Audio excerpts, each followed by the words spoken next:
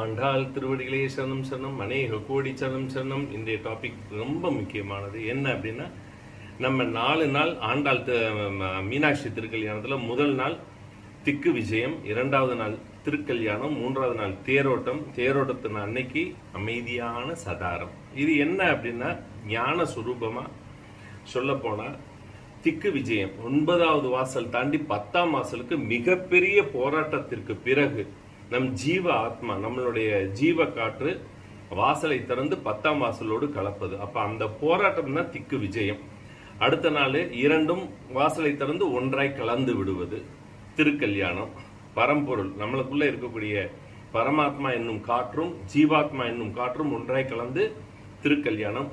3வது நாள் இது இரண்டும் கலந்து விட்டால் பேரானந்தத்தை அடைந்து விடுவோம்.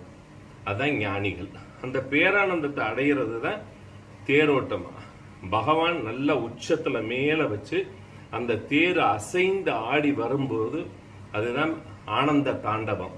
அந்த அன்னைக்கு சாயந்தரம் அந்த ஆனந்தத்தை அந்த ஞானிகள் சாந்தம் அடைஞ்சிடுவாங்க, அமைதி அடைஞ்சிடுவாங்க.